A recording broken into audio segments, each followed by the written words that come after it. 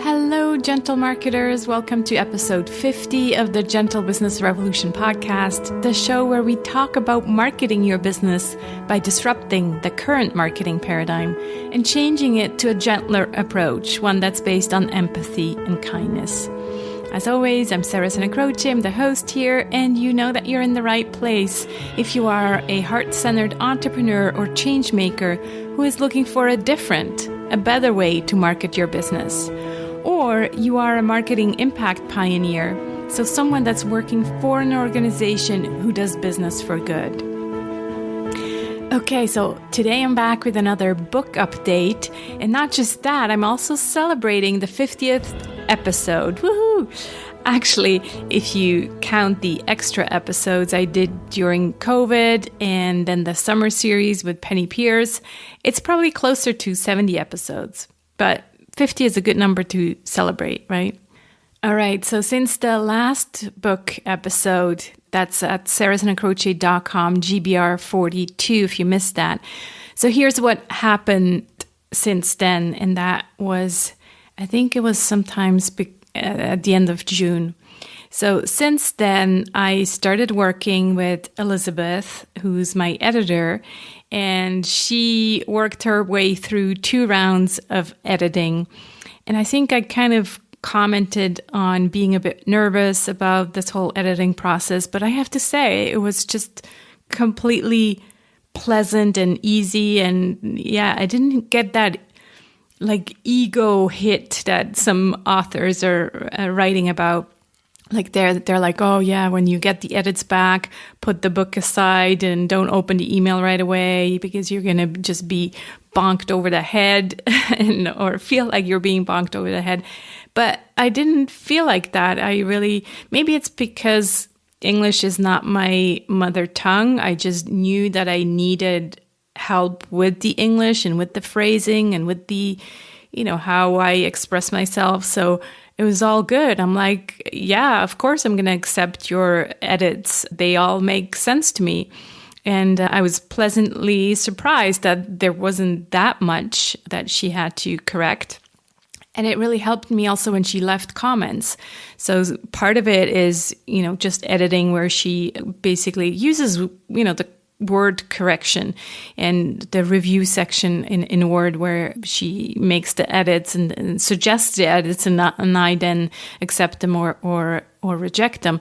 And then she also uses comments where something is not clear. And I really appreciated that because that helped me so much to get into someone's head who's reading the book and outside of my own head, because obviously I wrote it, so it's very clear to me, where she comes from an outside view. And so she brought up these questions where it's like, that doesn't make sense to me, or this could be misunderstood, or this could be actually seen as insensitive, or, so these different comments that I really liked and they really helped me.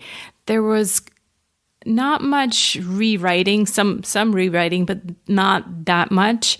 So I think that also has to do with the fact that the whole book structure, I worked on that with Jenny Blake. So I really got that very solid. So Jenny Blake was my coach and mentor, and she's also going to be one of the awesome ladies who writes the foreword for the book. So having a clear structure, I think, investing in that really helped me then being very clear in how I'm going to present the book and organize it. So that's why I think there wasn't too much, duplicates, too much repetition, and yeah, the structure made sense from the get-go. So yeah, that whole editing process was really pleasant. I liked it. So I'm now just finalizing these edits, and then next week I will send the manuscript to the proofreader because I learned that that's the next step. So Elizabeth, she's doing the editing, she did do some, quotation marks and all of that, but she didn't pay too much attention to all the grammar and the spelling and all of that. So the proofreader is going to do that. So that's where the manuscript is going to go next. And then, I don't know yet, but then I'll cover that in the next episode. So that's where the manuscript is at. And in terms of the cover, I started working with Vagida, who has built a beautiful business down in South Africa, where she's working with young people, giving them training, giving them a chance to improve their skills. And they've come up with 2 beautiful designs. Maybe you've seen, I polled my audience about, getting their opinion about their favorite.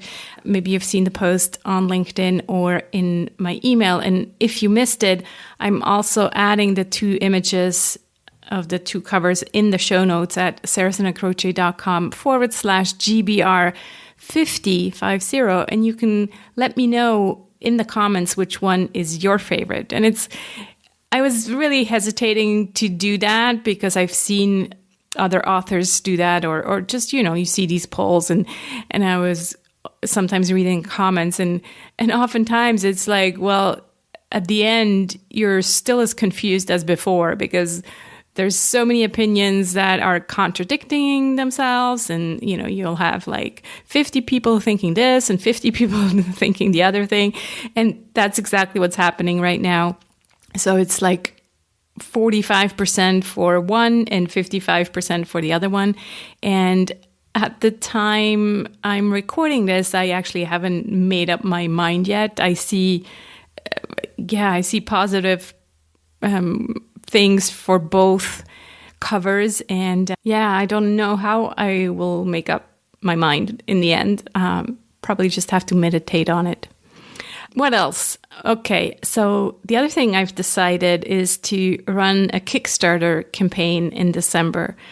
And right now I'm not quite sure if I already told you about that in the last update, but here it goes. So I started getting curious about Kickstarter. Actually, it was my husband. So big shout out to Tony, because he was telling me, why don't you run a Kickstarter campaign? He's often supporting board games. So, startups that create board games on Kickstarter. And he's like, why don't you do that for the book? And my first gut reaction was like, oh no, that's just, putting myself out there, asking for money. That's kind of how I saw Kickstarter, as a thing where you beg for money. And I was like, I don't want to do that.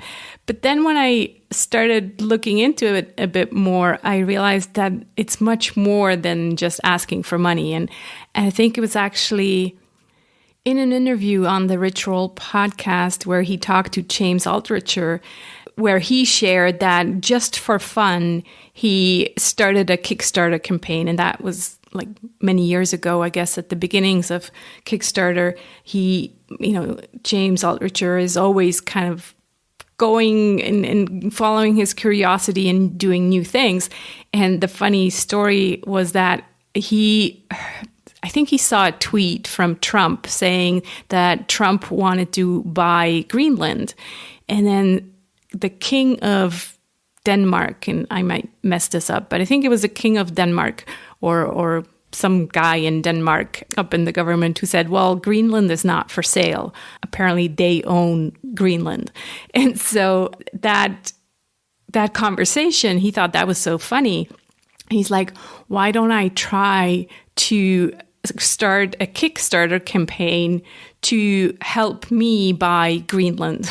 So seriously, that's what he did. So he went on Kickstarter and created this campaign, and he actually got funds. Like, the people were actually supporting him before Kickstarter and actually decided, okay, well, that's maybe a bit too much. Let's take this down. You can't buy Greenland, and this is not for real. But it was a funny experience. And he's like, I learned so much from doing that and built community. And, it was just a joyful event. So I was like, wow, okay. So that's when I realized there's much more to Kickstarter. So I then started looking into it much more seriously, and I realized, wow, it's really about creating community. And getting people together to support a worldview. And that's what gentle marketing is all about, right? It's yes, of course I want to sell the book. And yes, of course I need the funds to, create the book and then create the launch and all of that. But in the end, it's about the worldview that I care about. So I was like, okay, wow, this sounds much more like something that I would enjoy. And so I was like, okay, let me find out, let me learn how this is done. And so I started putting together this campaign. And, this story doesn't end there, because it gets even weirder. After doing this, setting up the campaign, talking to Kat Rose, who kind of helped me with all of this. A friend of mine, well, actually it's Penny Pierce, who was my guest in the summer series. She forwarded me some online event that was taking place during COVID. And it was all these kind of interesting, innovative conversations.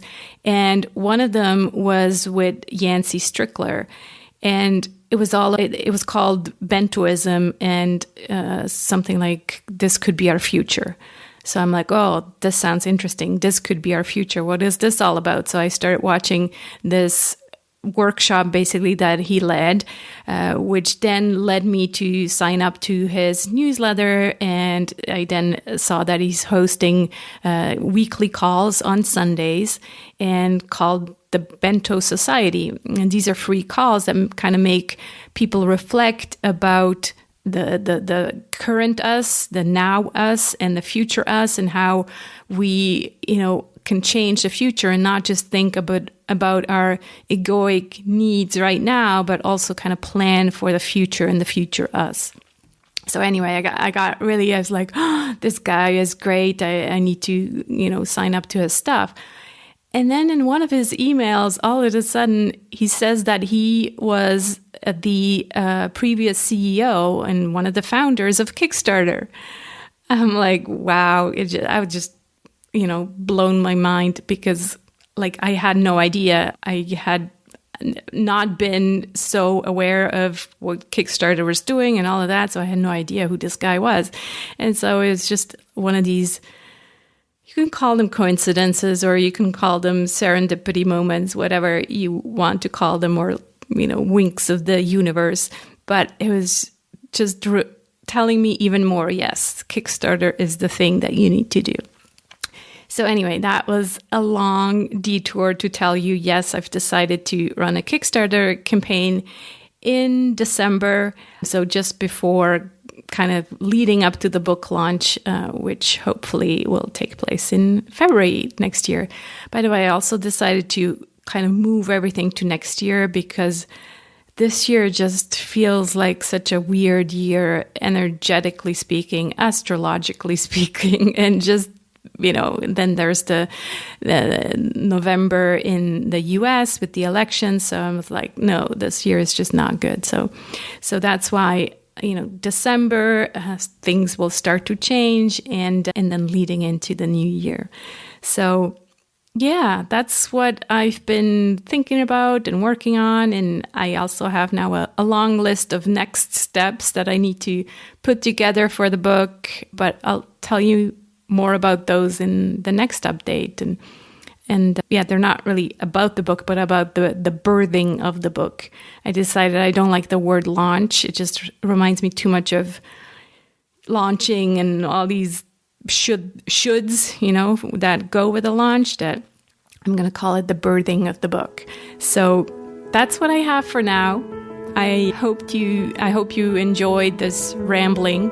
And if you want to have a look at the 2 covers, go over to the show notes, sarahsanacroce.com/GBR45. I'd love to hear what you think in the comments.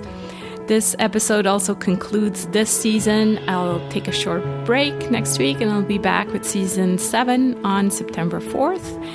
And if you'd like to actively support the podcast and become a member of the Gentle Business Circle, please check out the details at sarahsanacroce.com/circle.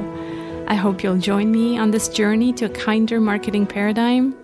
please invite your friends and maybe share this podcast episode with them, or invite them to download the Gentle Business Manifesto at thegentlebusinessrevolution.com. Let's be the change we want to see in the world. Talk to you soon.